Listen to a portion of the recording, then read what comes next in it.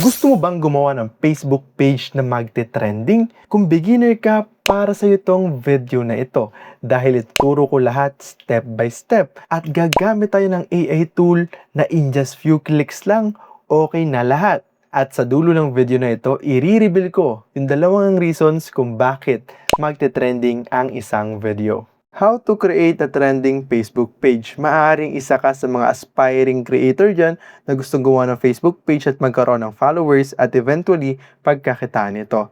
Sabihin ko lang naman sa iyo kung ano yung mga bagay na kailangan mo para mas mapataas yung chance na mag-trending yung page na gagawin mo. A trending Facebook page should have this following. Ito yung mga bagay na kailangan mo.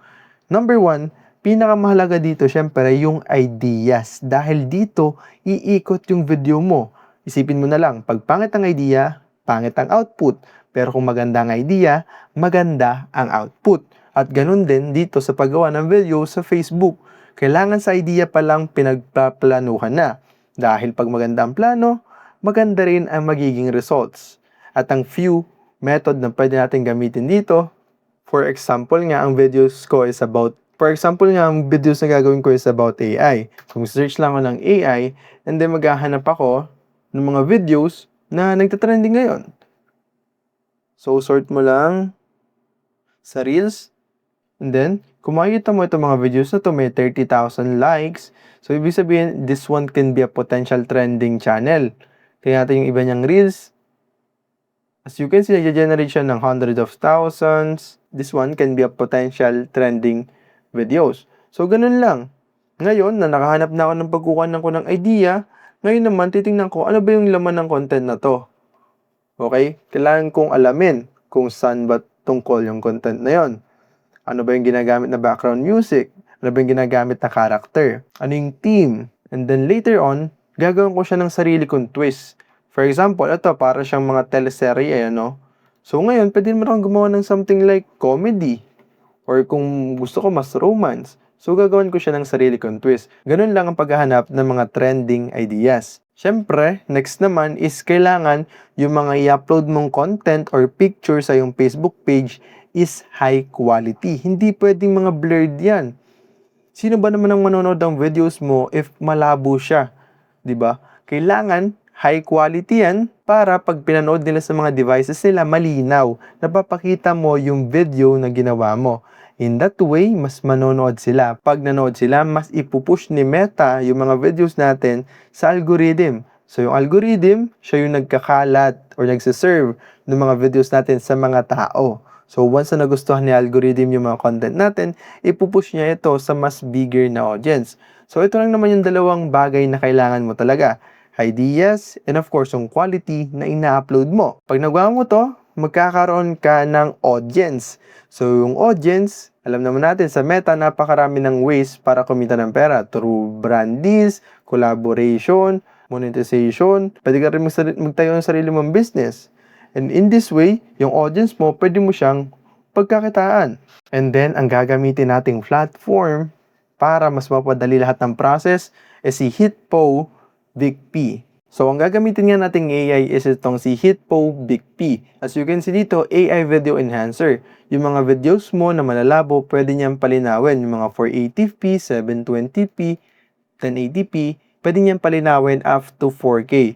As you can see dito sa mga before and after, mas nagiging quality siya tingnan. Pag mukhang HD or naging HD yung video mo, mas nagiging mukha kang expensive or mas professional. And then dahil doon, mas mag-engage nga yung mga tao. And then ayan, pwede ka rin dito. Then pwede rin dito ma-improve yung videos mo, mawala yung mga blurred, yung mga noise. And then, mas magiging okay siya overall. So, gawin mo lang, download mo lang ito. And then, mapupunta siya dito. And then, once na download mo, open mo lang siya para magamit natin yung desktop version. So, pwede ito sa Windows and of course sa mga Mac. Once nga na na-download mo na yung desktop version, makikita mo na dito yung Video Enhancer, Video Generator, AI Color, Video Beauty, Video Repair. So, syempre, dahil nakahanap ko na ng trending videos, ang next mo naman gagawin is syempre gumawa na actual na video. So, ang gagamitin natin is itong Video Generator. And then, pili ka lang. Lagay mo dito is text to video. Pili natin ito si Kling 3.0. Then, pili ka ng orientation kung portrait ba o landscape. Dahil nga rin sa gagawin natin is portrait. Then, syempre, piliin mo is 1080p. Dahil 1080p, yan yung nag-work sa mga social media provider. Yan yung nag-work sa mga social media. Then, pili tayo ng duration. Sabihin natin, mga 15 seconds. 15 seconds. And then, lagay mo lang dito yung prompt mo. So, itong prompt na to, ginawa ko lang dito sa ChatGPT. So, nilagay ko lang to, create a prompt from AI video. Sabi ko, maglagay siya ng parang dialogue. So, ito lang yun. Then, pwede ko na to i-copy. Then, lagay lang natin dito sa ating image to video. And then, pag okay na yan, start mo lang. Then, mapupunta ka dito sa editor. As you can see, nag-try ako kanina, ito. Which is, hindi ko siya nagustuhan. Pero ito, yung improved na version. As you can see, mag-queuing lang siya. Hintayin na lang natin siya na mag-generate in few minutes. So, as you can see, ito na yung output. I'm sorry. I can't keep pretending everything is okay. If you wanted to leave, why didn't you tell me sooner? Because I was afraid hurting you would hurt me even more.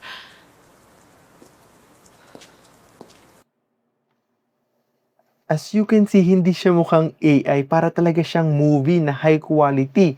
So, hindi ko lang na-check yung aspect ratio na naka-landscape pala siya. So, make sure lang na naka-portrait or naka-align din sa gusto nyong orientation. Yan, dahil ito, naka-portrait or naka-landscape. Pero kung makita mo yung level ng quality, napakaganda. Isipin mo na lang na pwede kang makagawa ng ilang scene. Ang isang scene is 15 seconds. So, sabihin natin may 10 kang scenes. So, it's 150 seconds or more than 1.5 minutes na. More than 1.5 minutes. Pwede mo na agad i-upload sa Facebook. And for sure, itong mga type ng content na to is something na nagkakaroon ng views sa Facebook or sa Meta. Di ba sinabi ko na kailangan malinaw yung mga video na i-upload mo sa yung social media? For example, itong aking video na to.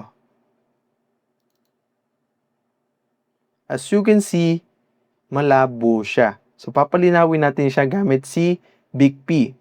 Gagawin mo lang, punta ka dito sa AI Video Enhancer. Then next, then may mga konti lang walkthrough dito. Import mo lang yung video. Browse video. Then lagay mo lang. Then, pili ka ng gagawin mo. Kung makikita mo dito, automatic na siya General Restoration Model. Kung saan na siya nagpe-play. And then, tingnan natin yung naging example niya after nung general na rendering. So, dahil hindi pa siya fully render, pero kung makikita mo, nag-improve na agad yung level ng quality. From here na sobrang blurred to medyo blurry na lang. So, balik tayo dito sa editor natin.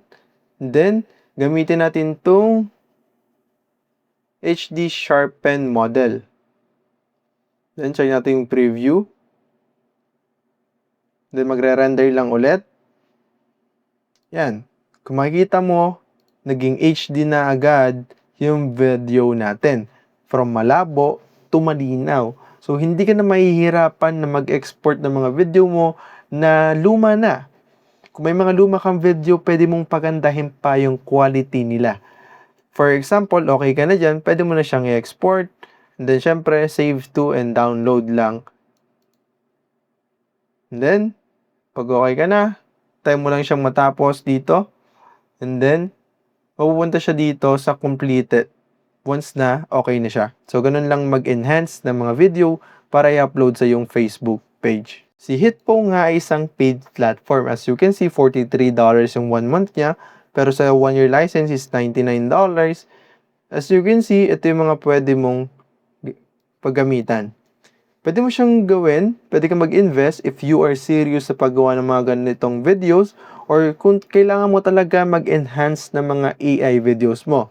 So, you can use this Hitpo. Pwede mong nasa description lang yung link if gusto mo siyang subukan. Ito nga yung dalawang reason kung bakit nagtitrending ang isang Facebook Reels. Number 1 is yung tinatawag ko na market dominance. Ibig sabihin lang nito kung gaano ka-dominate yung isang channel sa isang niche. Alam naman natin ang mga niche may iba't ibang content creator. For example, finance. Sa mga finance video, may iba't ibang creator na gumagawa ng mga videos. Sa mga comedy, may iba't ibang tao na gumagawa na creator. Ang minimin ko dito, gaano kalaki yung share ng isang creator. For example, merong 1,000 na viewers. Pero ang market dominance mo or ang market share mo is 10%. Ibig sabihin, 10% ng 1,000, yun yung magiging viewers mo. So, ibig sabihin, pag mas malupit ka na creator, mas malaki yung magiging share or sakop mo sa isang industry or sa isang niche. Pangalawa, once na may nag-work sila na video, ginagawa nila, dino-double down nila. Ibig sabihin, if nag-trending tong video na to, ang gagawin nila, gagawa pa ulit sila ng videos na katulad lang nun. And lalagyan lang nila ng konting twist para magkaroon na ito ng panibagong value. And then, pwede nilang upload sa kanilang social media. And then, ang result nito, another trending videos. Isipin mo na lang, isang video na nagbigay sila ng maraming views, tapos magkakaroon ka ulit ng isang video na magkakaroon ulit ng maraming views. Ganun lang siya. It's about kung paano mo i-maximize yung isang topic, yung market, or tinatawag natin na niche, and then from there, magkakaroon ka na ng trending na Facebook page. Hindi ito magic na kung saan napanood mo lang to, tapos magkakaroon ka na kagad ng trending na Facebook page. Of course, you need to learn kung paano siya gawin. Which is, yun nga, yung sinabi ko, mag-search ka ng video ideas, manggaya ka ng idea at lagyan mo ng sarili mong twist.